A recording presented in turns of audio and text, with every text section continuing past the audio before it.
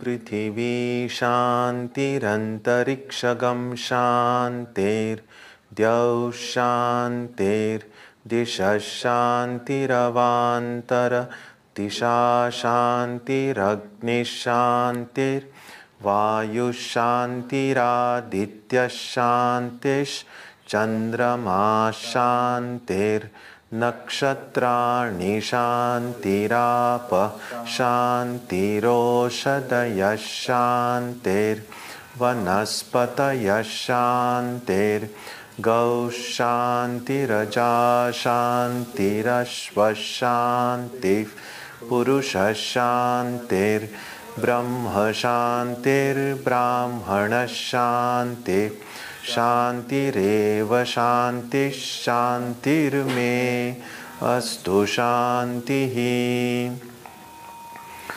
May there be peace on earth and in the sky. May there be peace in the water and in all directions. May there be peace in the plants, in the trees and in animals. May there be peace in the hearts of all beings. May there be peace in everyone and in everything. Sarvetra sukhinas santu, sarve santu niramayaha, sarve bhadrani pashyantu, ma kaschit dukha bhag bhavet, sarvastaratu durgani, sarvo bhadrani pashyatu, sarvas sadbuddhimapnotu, sarvas sarvatra nandatu. May all be happy and healthy. May all see what is good, and may no one experience misery. May all overcome their obstacles and acquire good tendencies. May people everywhere find joy and fulfillment.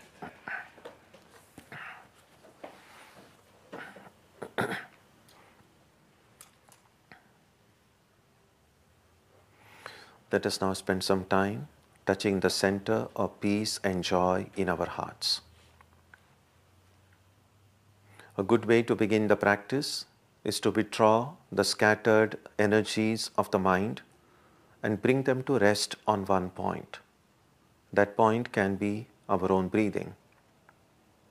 Let us therefore practice breathing with awareness. As we breathe in, let us visualize that our body and mind are being filled with love, strength, and compassion. And as we breathe out, let us release all the stress, anxiety, and exhaustion in the body and mind. Let us practice this way for a while.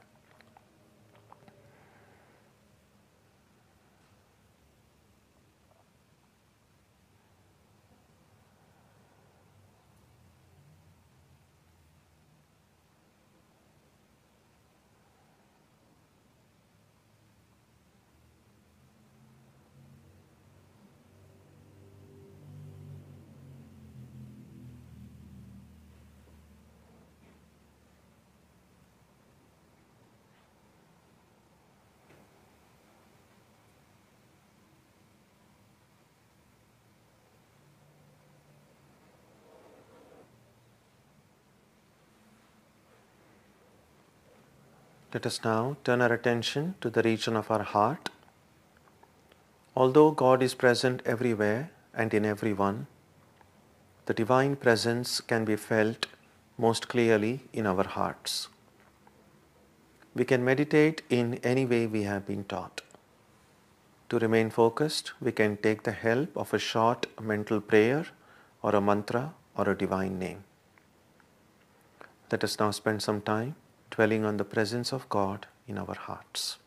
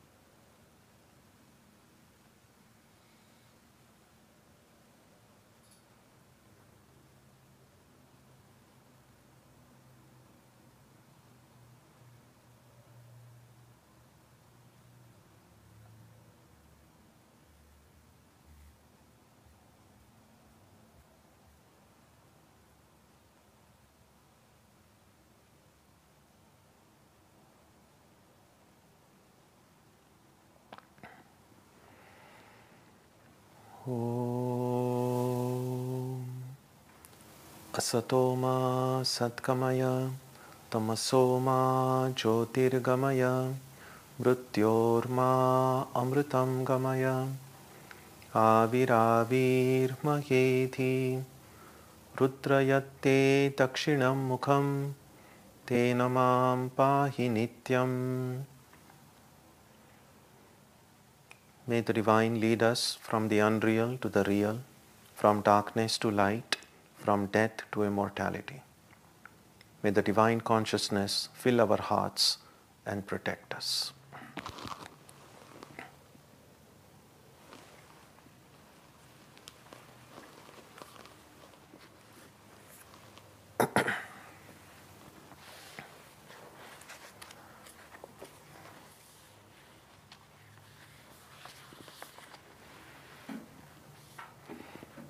We begin today on verse number 17.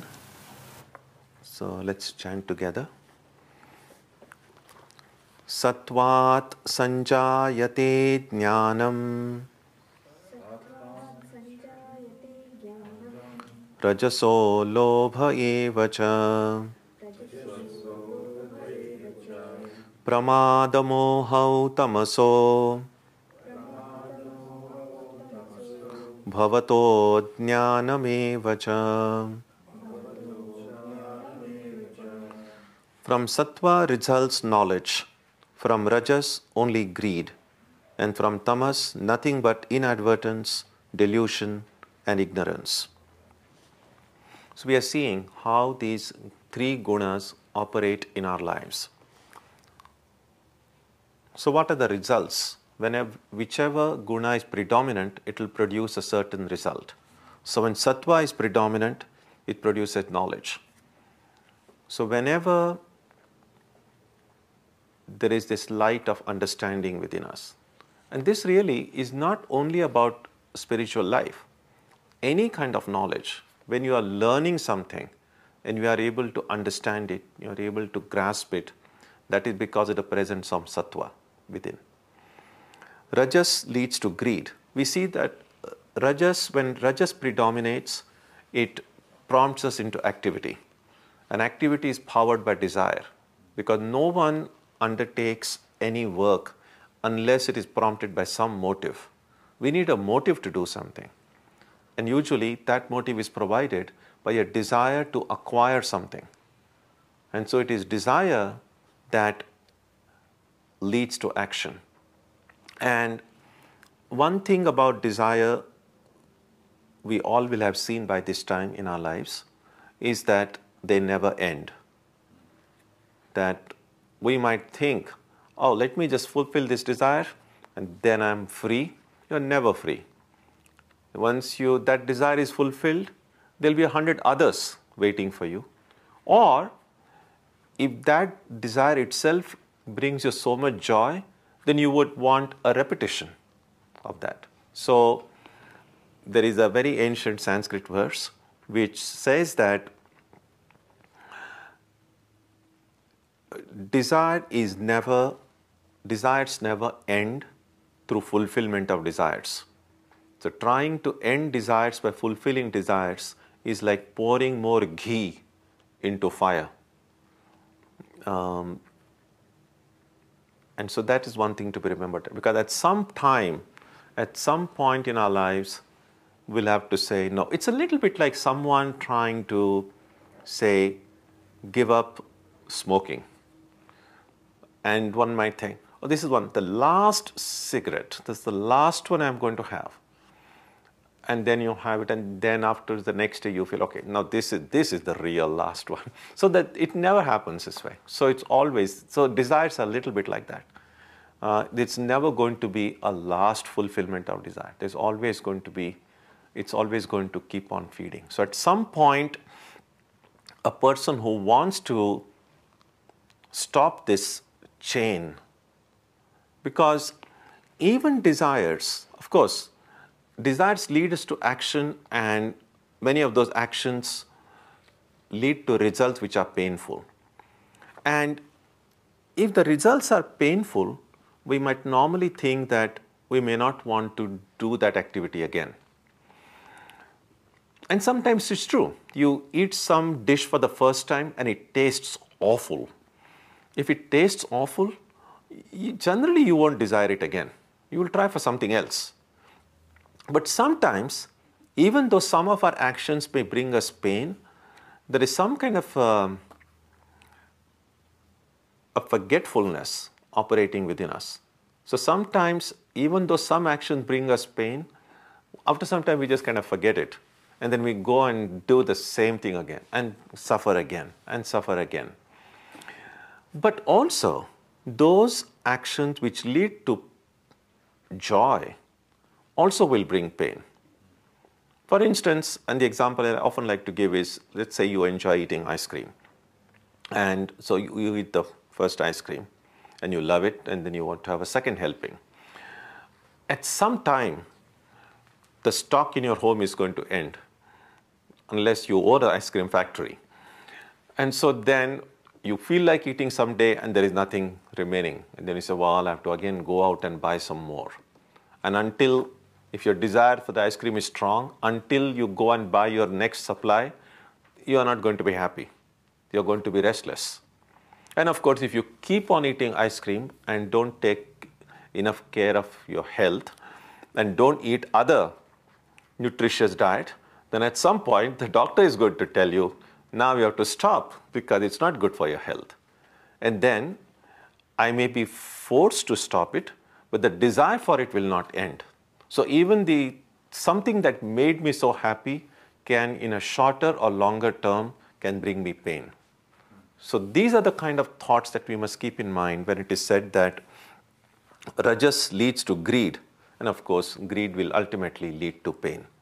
And tamas, nothing but inadvertence, carelessness, delusion, and ignorance. So these are the results of the three gunas. Now, how do these gunas function, or where do these gunas take us after we die? Whichever of these gunas is predominant, that will determine where we will go after death. So this is what the Gita says, verse number 18. Urdhvam gachanti sattvastha madhye tishtanti rajasaha jaghanya gunavrittistha adho gachanti tamasaha. Those who abide in sattva go upwards to higher spheres, the rajasika dwell in the middle spheres, and the tamasika, dwelling in the functions of the lower gunas, go downwards to lower spheres. So this is a somewhat broad categorization of where people go after death. So in those people in whom sattva is predominant, because of the presence of the predominant sattva, clearly these people have led lives which have produced greater understanding, greater knowledge. And so these people are said to go to what the Gita says, higher spheres, upward. And we have seen that this universe is too big, even in the material sense. They're keeping on discovering galaxies, and so there is a known part of the universe and unknown part of the universe. It's the extent of the universe, even in the material plane, is mind-boggling. What to speak about the subtler planes? So just as there are these different galaxies, if you like, on a material plane, so similar kind of divisions or planes can be imagined in the subtler planes. And these are, in Sanskrit, they call them lokas. So more subtler forms of existences. And the highest of these is sometimes called the Brahmaloka. So depending on the extent of sattva within us, we will attain to these higher worlds. And in a more simplistic terms, these higher worlds can be called simply heavens.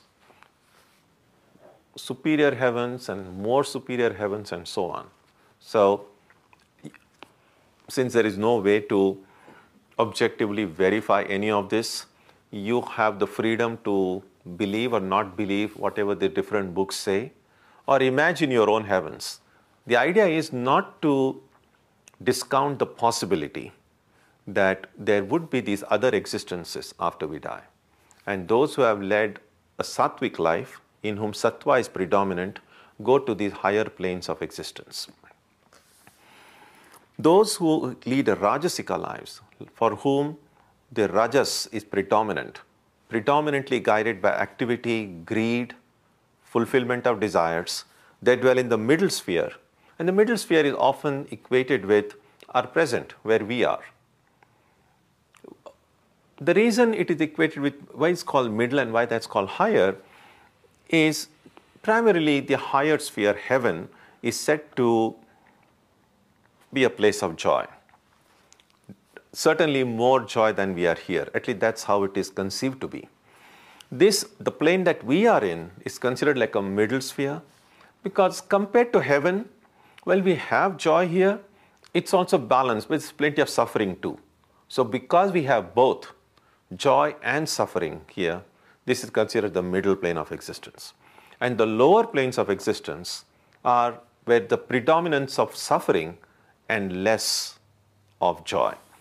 And that is where the tamasikas, where tamas predominates, they will go into the lower gunas. And as I've said earlier, all this philosophy, all this way of thinking is a human mind trying to figure things out, trying to imagine, trying to conceptualize. And so human beings tend to put themselves in the middle, that there are these lower spheres, and oftentimes they're equated with lives of animals or plants, and the higher spheres with angels and gods and all of that.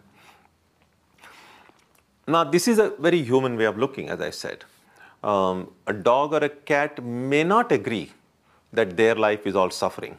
They might, for all we know, some dogs are so much taken good care of, they might think, well, a dog's life is the best life. We don't know. But we don't know how a dog's philosophy would be.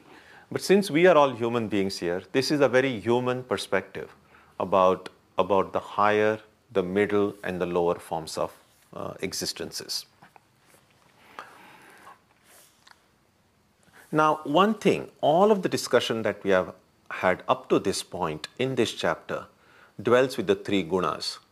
And these three gunas are attributes of matter. So all of this deals with the material world, whether it's gross matter in this world or subtle matter in the higher or lower worlds, but it's matter nonetheless.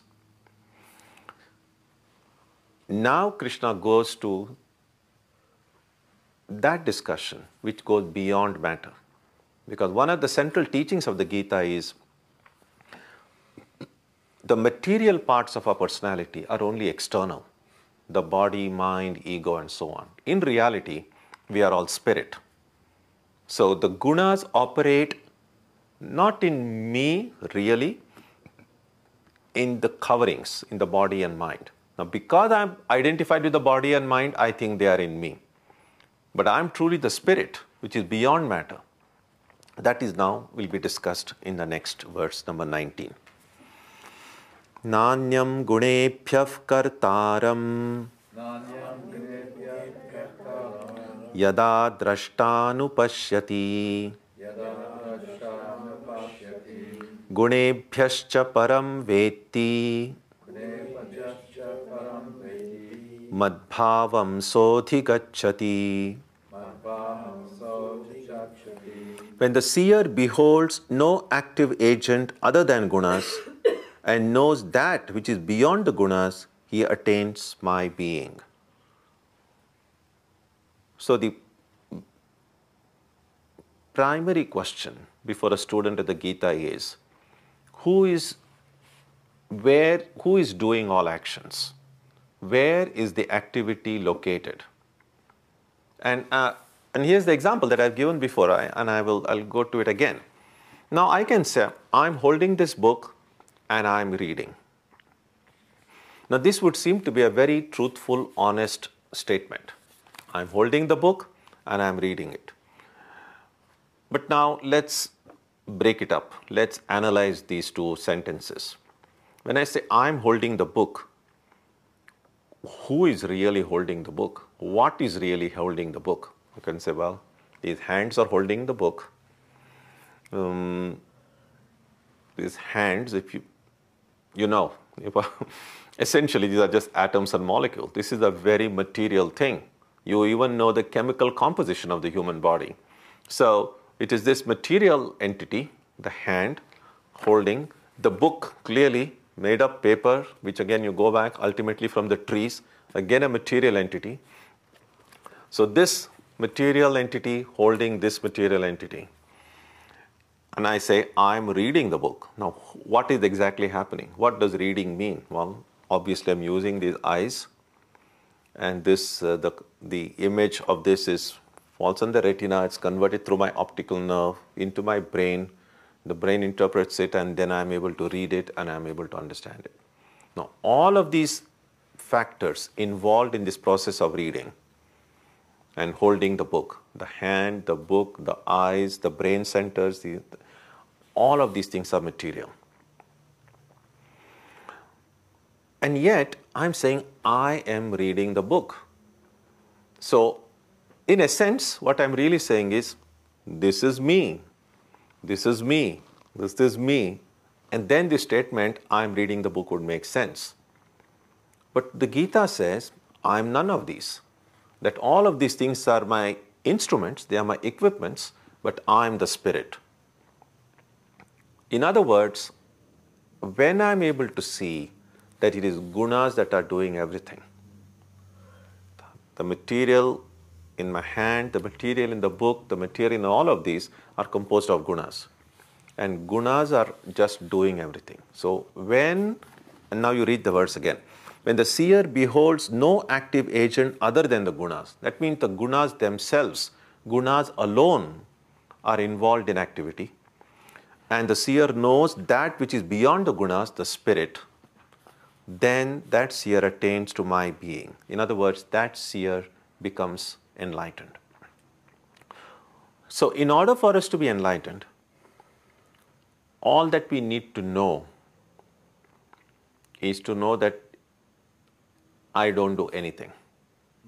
Whatever is being done, whatever is happening in the material plane. This material body is interacting with the material objects in the universe. All that I need to do is simply be a witness. Simply observe. If you can observe things that are happening around you without reacting, you are already enlightened. But that's the tough part. Because we do not simply see things. We see things and we first of all appropriate them, in the sense that you see something and one of the first things that come to mind is either this is mine or it's not mine. Or I like it or I don't like it. I want it or I don't want it. And a host of other ideas, images, thoughts associated with every idea, every object that we encounter. That's the problem. If I can just see, it's like when you go to watch a movie. If you go to watch a movie and just see and never forget that it's a movie, you know you can actually enjoy that movie. You can even appreciate, you can say, oh, great acting, terrific photography, good editing. You can appreciate it, you can love it. Even though terrible things may be happening on the screen, you can still enjoy it because you know it's a movie. The problem is we can't do that with what's happening in the world right now, although this is nothing but a 3D movie. I forget, of course it's a very well made movie. After all, it's produced, directed, edited by God. So of course it's very, very terrific. It's so well made that I don't remember that I'm simply sitting and watching the movie. I get kind of sucked into that story, and sometimes it happens. You know, even not necessarily only made by God, even movies that human beings make, some good directors make a movie, sometimes you will forget that you are watching the movie. And then you will begin to identify with some of the characters in that story. And if it's a very tragic story, people get emotional, people get upset, people get terrified. If it's a horror movie, it's really a movie. If you remember it's a movie, you're good. If you forget it's a movie, then you get sucked into it. Our problem is we have been sucked into this movie of the world right from the moment we are born. And what the Gita is trying to do is trying to tell us, come out, enjoy the movie. Remember, you're just watching it. Because otherwise, we may pass our entire life. We begin watching the movie immediately after we are born. And after we die, the movie doesn't stop. A different movie begins in a higher sphere or a lower sphere. It's one movie after another. It's a binge watching. And unless and until you get tired of this, you will keep on watching it. And you have a choice. Anytime you get tired, you can walk out. But there is something in this, something kind of a magical, so to speak, in this movie that we don't feel like walking out. We always feel, it's like sometimes it's actually a form of addiction. You see, a lot of times the things that we are addicted to may bring us pain, but and when we feel that pain, we just say, oh, I need to give it up. I need to give it up. But then there is something magical about whatever it is that we are addicted to. We feel, oh, now I think every time, now I will feel good. And then we get pain again. And then we continue like that. This movie of the world is like that.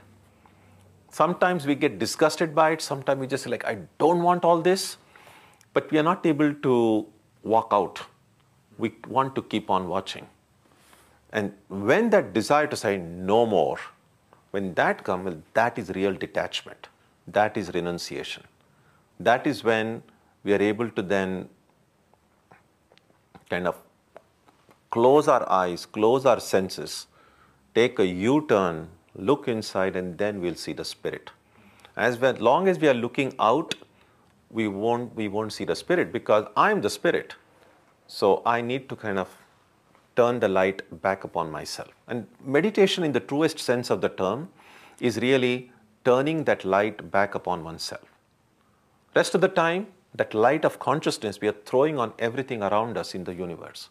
And that's why we are able to see, we are able to understand, we are curious. But those few moments when we pray, when we meditate, we close our eyes and we try to turn that light back upon ourselves. And to the extent we succeed in doing so, we go able to find some light within our own hearts.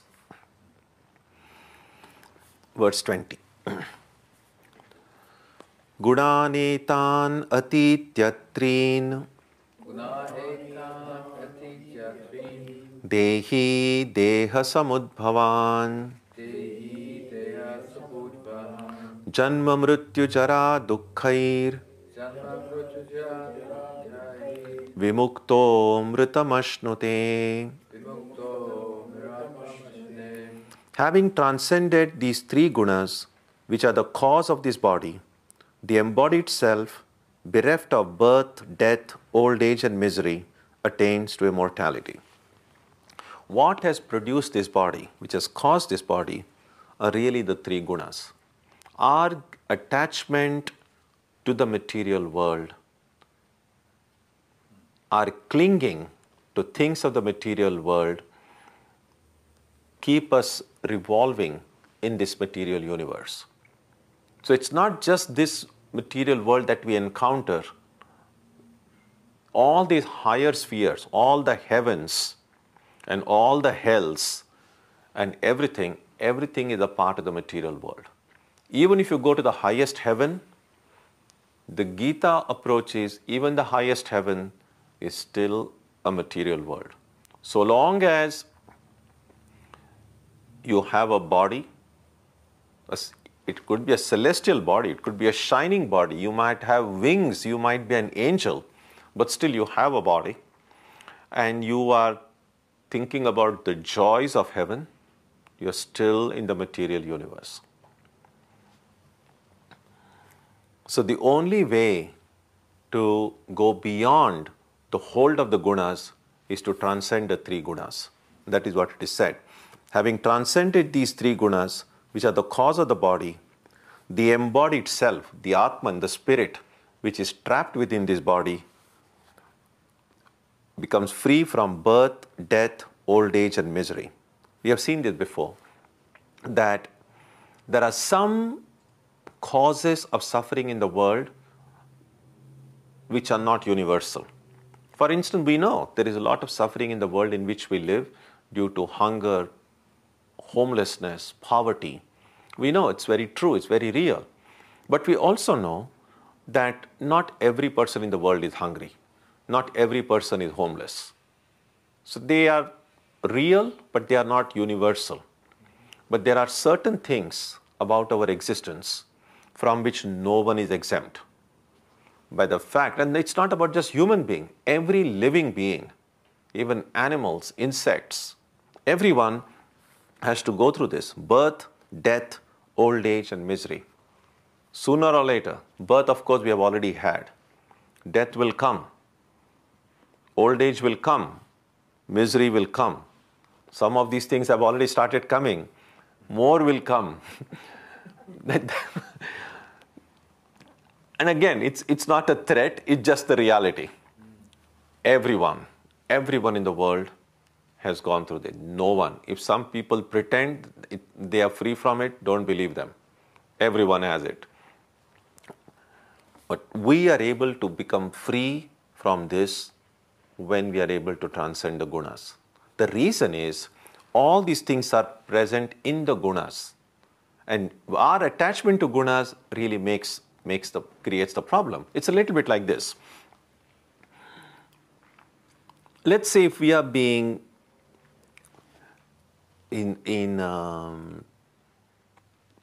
nowadays we don't hear it, but sometimes in these old westerns, these movies, you could see, or sometimes they will just, if they want to punish an enemy or do something, they will kind of tie them behind a truck or a van and drag them along. It's a kind of a very extremely cruel form of torture. To some extent, this is what is happening to us. So there's this huge material truck or a van, and there is this rope, and we are being dragged behind it. And of course, it's getting bruised and hurt, physical pain, mental pain, emotional pain, all of us are experiencing it. And of course, we are crying out. No one is happy. And we feel that there is no way out. We feel like, well, I'm helpless. Until you discover that your hands are in fact not tied, that you are actually holding the rope that is dragging you. And all that you need to do is just let go. If your hands are tied, you are helpless. Of course, you can't do anything. But what if your hands are not tied? If you are just holding the rope that is dragging you and bringing you pain, then the solution is really pretty simple. Let go. Letting go is so difficult. That's the most difficult part. We all can be enlightened this very moment. If we can let go of this attachment to the body, mind, and ego, and just be a witness. But that's the toughest part. And that's what this said. The embodied self then attains to immortality, becomes free from birth, death, old age, and misery when you transcend the three gunas. Then Arjuna asks the question. Arjuna uvacha kairilingai strin gunanetan atito bhavati prabho kimacharav katham chaitan trin gunanati vartate. Arjuna said, "By what characteristics, O Lord, is one who has transcended these three gunas known? What is his conduct and how does he transcend these three gunas?" So because now Krishna is speaking about the need and the importance of going beyond the three gunas, Arjuna asks a question similar to the question he had asked earlier, that how can I recognize the person who has gone beyond the three gunas? How does such a person live? How does such a person behave? You can remember in the second chapter, Arjuna asked a similar question, and then Krishna described what has become popularly known as the characteristics of the sthita prajna, one who is established in that highest consciousness, established in knowledge, established in wisdom. We find in 2 or 3 places. Earlier in chapter 12, we saw Krishna describing the characteristics of an ideal devotee. Who is dear to me? Many of you made a list of all the qualities necessary for that. And I'm yet to summarize it. I had said I would put it up. I'm still behind the deadline. So I will do that. I hope I do that in the next few days. So at least in these 3 places, we see in the Gita, Krishna providing the characteristics of an enlightened being. In the 2nd chapter, in the 12th chapter, and now in the 14th. Here it's called Gunatitan, Trigunatita. Atita means transcending. Triguna, one who has transcended the 3 gunas. In fact, one of the disciples of Ramakrishna, his sannyasa name was Trigunatitananda. It's I think a pretty long name. 3 gunas, Atita, transcending, Ananda, the joy of transcending the 3 gunas. He was one of the earliest Swamis who was the head of our center in Northern California, in San Francisco. He was one of the 4 disciples of Ramakrishna came to the United States. And Trigunatitananda was one of them. And he's the only disciple of Ramakrishna who passed away in this country. In fact, his ashes are there in our retreat in Olima in Marin County. So if you happen to visit there, you can see the place where his ashes are buried. That's in a place called Shanti Ashrama. This was the land donated to Swami Vivekananda when he was here by one of his students. And they have an annual retreat there. It's a very beautiful, very, very inspiring place. So that's the question now Arjuna is asking Krishna. That how do I identify a person who has transcended the 3 gunas? And Krishna now replies, Shri Bhagavan Uvacha Prakashancha Pravrittincha Mohameva cha Pandava Nadveshti sampravrittani Nanivrittani kankshati.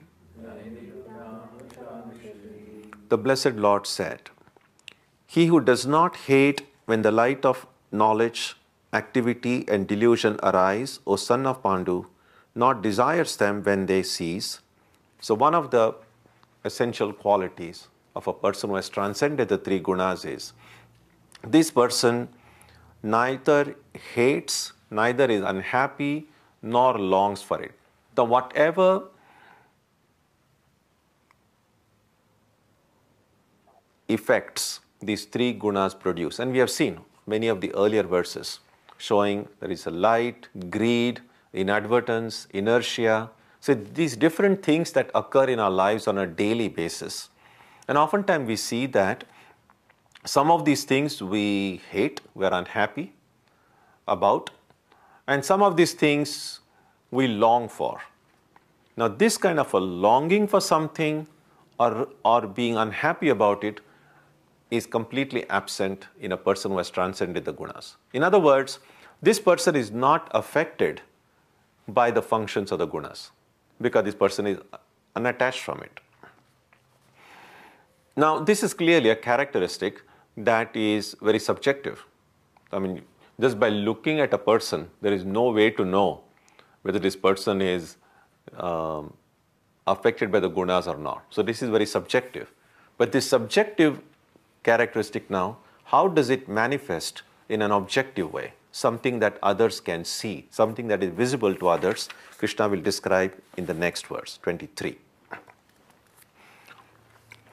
Udasina vadasino gunairyo na vichalyate gunavartanta ityeva yovatishtati nengate. He who rests like one indifferent and is not disturbed by the gunas, who realizing that the gunas alone function, is steady and does not waver. So that is one thing we can see. In an enlightened being, one who is gone beyond the gunas, such a person is steady and does not waver. You can see that in people who are spiritually advanced, you can see a kind of stability in their mind. You can see a kind of a steadiness. And that's one of the characteristics. And that comes because this person is not disturbed by the gunas. This comes because this person has realized that it's gunas doing their job. I am just witness. So to say, instead of saying, I am reading, I mean, you can still say, don't say this, if to your friends who have no idea about Gita or Vedanta, don't say, this book is holding, this thing called hand is holding the book. You don't need to say that. People will think you have gone crazy. So you can still say, I am holding the book, but in your heart you know that it's not really I. My real I is simply this Atman. So you speak normally, but realize the implication of what you say. That's the idea. Verse 24. Samadukha sukha swasthaha samaloshtasma kanchanaha tulya priya priyo dhiraha tulya nindatma samstutihi. Alike in pleasure and pain, self-abiding, regarding a clod of earth, a stone and gold as of equal worth, the same towards agreeable and disagreeable objects, calm, and the same to praise and blame bestowed on him.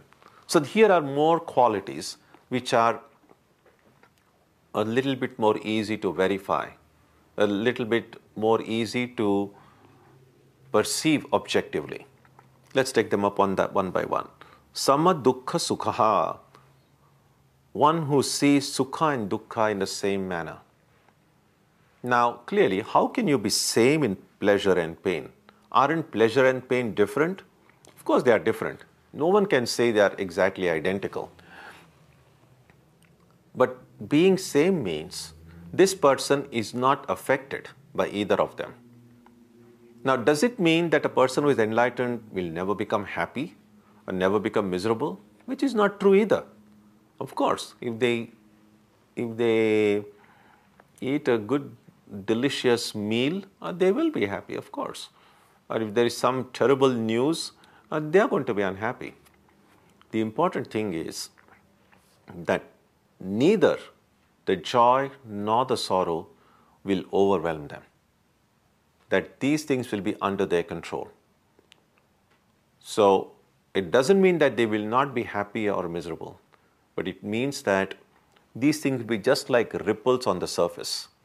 They, at any moment, they will be able to go back to their true self. And that is what is said by the next characteristic, self-abiding, swastha. In colloquial language, in Sanskrit and many Indian languages, the word swastha means healthy. As opposed to illness means aswastha. And so swa is self, the Atman. Stha means to be established in. So swastha, translated here as self-abiding, really means dwelling in the self. So if my consciousness dwells in the self, in other words, I see the self as me, I am swastha. But right now, we are not self-abiding, we are body-abiding. By body-abiding is meant, I see the body as the self. And that's why when I say, I'm sitting in this chair, I'm not really saying I'm the body, but that's exactly what I mean. Because what is in the chair? It's my body is on this chair. But I'm saying I'm on this chair.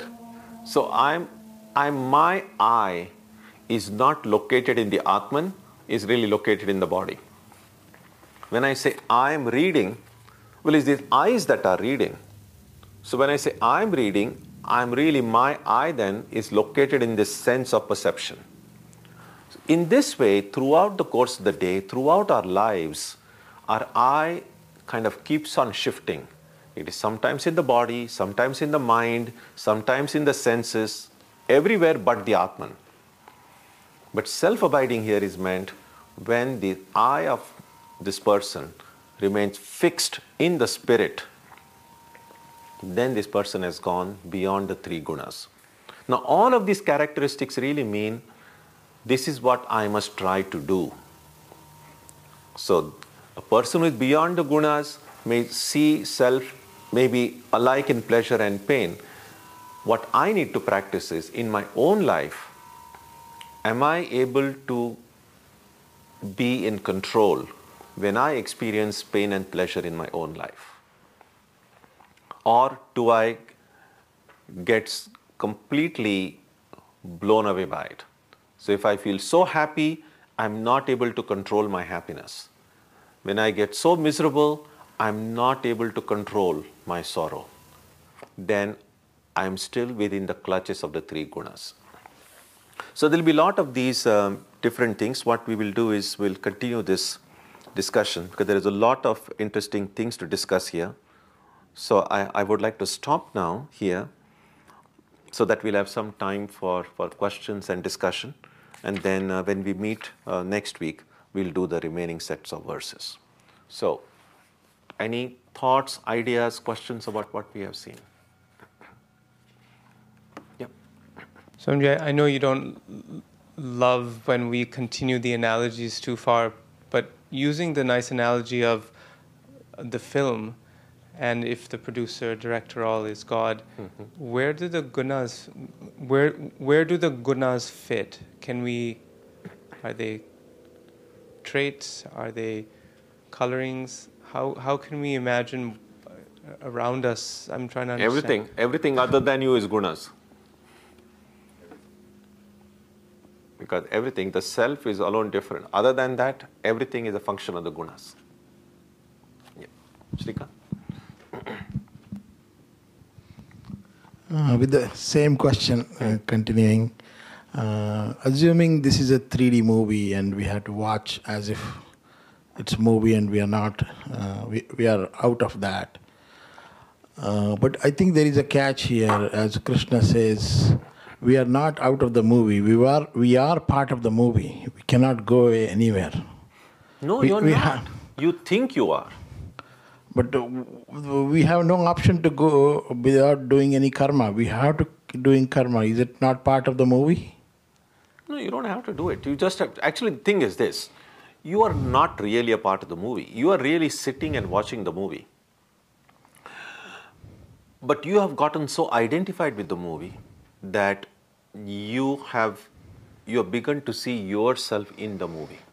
It's like, oftentimes when you, let's say sometimes, why is it that we identify with the characters in a movie? Why is that we identify with the story itself?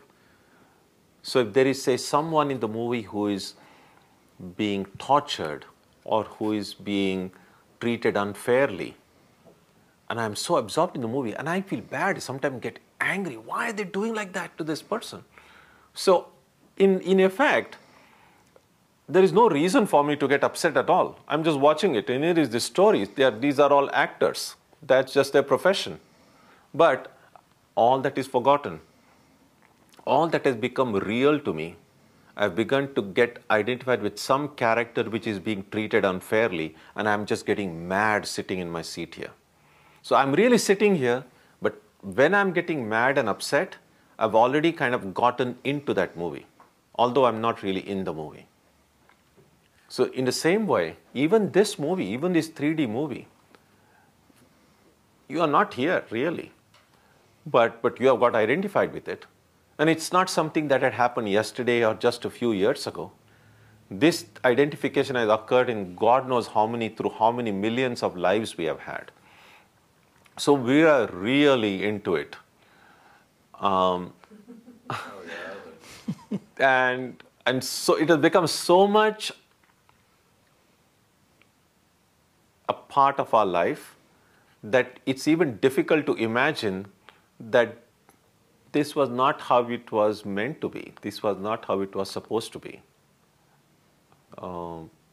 Yeah. But not doing an action is not an option. What does it mean here?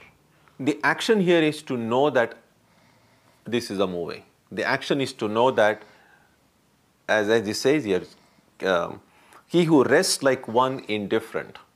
Can you be simply a witness? Can you stop reacting? What makes us react is either things we like or we dislike, things that make us happy or unhappy. It's love, hatred, attachment, ambition, past memories, future hopes. All these are acting upon me, and I'm just reacting to all of this. So all that I can just see is just watch. So watching is considered as a karma. You have no option to not to watch. You have to keep watching. Oh, of course you have an option to watch. As I said, just close your eyes. Okay. Right? Yeah. Thank you. You don't have to watch. I mean, it's often like this. Sometimes you will see children will be watching a movie and they may be enjoying it, and then something like some terrible thing is happening, and the children will just kind of do like that because they don't want to see. So, as long it's like they say merry-go-round. You know, children, they kind of like to go around in these stuff. So as long as you're enjoying it, that's fine. You don't have to stop seeing it. But the moment you feel like, oh, this movie is getting boring, either boring or it's terrible, you don't have to watch it. And that's the whole message behind that whole, you see that movie, the Groundhog Day. So, I mean, when we speak about these different worlds and everything, and you read history, we see that this whole existence is so repetitive. In spite of this apparent immense variety, in the midst of this variety is a boring monotony. Every day there are these different apps and different video games, but after some time you just see like, well, they're just variations over the same little thing. I mean, how much new things can you have? What really happens is that some things go out of fashion, and then people get crazy about some things, and then that which went out of fashion, after 30 or 40 years it comes back again, and then that becomes a new fashion. But essentially, if you see, it's just a very cyclical. That things, there was one time people thought growing long hair would be a very cool thing to do, and then everyone started growing, and then a certain way of coloring the hair would be a cool thing to do. And then it just kind of goes on, and then it's very cyclical. After some time, old fashions come back again. So there is not that much variety if you think about it. So that's the idea. Yeah. Hello. How do we stay fixed in the spirit and also be present in our lives, like in this world? Yes. It's good to take kind of small steps at a time. And that is one way to remain fixed on the spirit is through a practice of prayer, worship, meditation. Because if we pray for 5 minutes, you are really keeping your mind engaged with the spirit. Now that spirit could be, again, look at it objectively, people when they pray to God or when they meditate inside, it's a different ways that the spirit is conceived. Philosophically, it's just pure consciousness. But theistically, it can be seen in the different forms of the divine. It doesn't matter in which way what help we try to take to think of the divine. But if I'm able to succeed in keeping my mind fixed on the spirit for 5 minutes in meditation, then that would already be a good thing. But even 5 minutes is so tough. And those who try to meditate have known that even 5 minutes is a pretty long time. So, but the idea is, even if I can do it for 30 seconds or 1 minute, that gives me hope. If I can do it for 1 minute today, maybe if I keep on practicing, maybe after a month or two, I may be able to do it for 2 minutes, then 3 minutes. This is the way we need to build. It's like weightlifting, or it's like if you want to run a marathon, but you have never done any running before, then you can't straight away run 26 miles. So essentially what you would say is, okay, tomorrow I'm going to run this small distance. And then you keep on running, and then you kind of build up your muscles, get trained, and start then gradually increasing the distance. And then one day you'll be able to run the marathon. So same way, I must first focus that how much can my mind dwell on the spirit right now? And if I find, well, 2 seconds, that's great. Let me make it 5 seconds. Let me make it 10 seconds. So that's the way we need to build it. So can we simultaneously, if we're fixed in the spirit more and more over time and through spiritual practice, can we also, be fully present in our everyday life? That will help you, in fact. The more you are able to dwell on the spirit, the more you will be present. So it's also like this. What happens is this. When I say you are able to hold your mind and the spirit for 5 seconds or 10 seconds, that does not mean that for the remaining 23 hours and 55 seconds, I should be able to just forget about the spirit and just deal with matter. So what I'm saying is that let me try during these times of prayer and meditation with complete attention to hold on to God or hold on to spirit. Then the other times when I'm not praying or not meditating, when I'm engaged with other activities, at least intellectually let me try to keep this ideal in my mind. Let me try to remember it, however imperfectly, throughout the rest of the day. Then again when I sit for meditation in the evening, I may be able to do it for 5 seconds. So we need to kind of keep that touch with the spirit, even though it may not be perfect, throughout the day. In order for me then to find these brief chunks of time when I can concentrate on it fully, forgetting everything else. Okay. Yeah. Anyone else? Okay. So we stop here today, and then next time when we meet, we will again take up this verse number 24, and then only 4 or 5 verses remain. So we'll be able to finish the chapter when we meet next week. Om Jananim Saradam Devim Ramakrishnam Jagadgurum Padapadme Tayo Shritva Pranamami Muhur Muhuhu. We bow down to Sri Ramakrishna and Holy Mother again and again.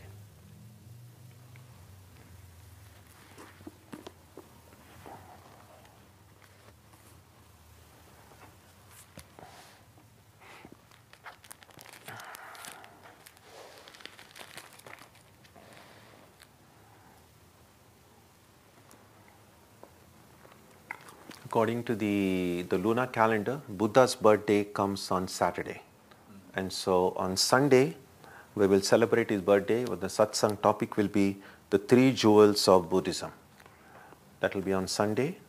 Next Wednesday, we will conclude this chapter on chapter 14 of the Gita at the same time. And on Tuesday and Saturday, we'll meet for Aarti and meditation as usual. You're welcome for all of these programs.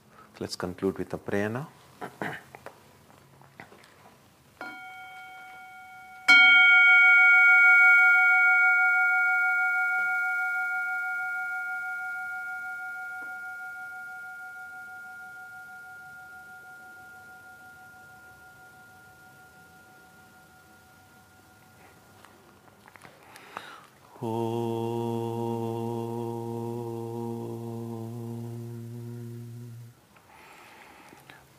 May the Divine Being, who is the Father in heaven of the Christians, Holy One of the Jewish faith, Allah of the Muslims, Buddha of the Buddhists, Tao of the Taoists, Ahura Mazda of the Zoroastrians, the Great Spirit of the Native Americans, and Brahman of the Hindus, lead us from the unreal to the real, from darkness to light, from death to immortality.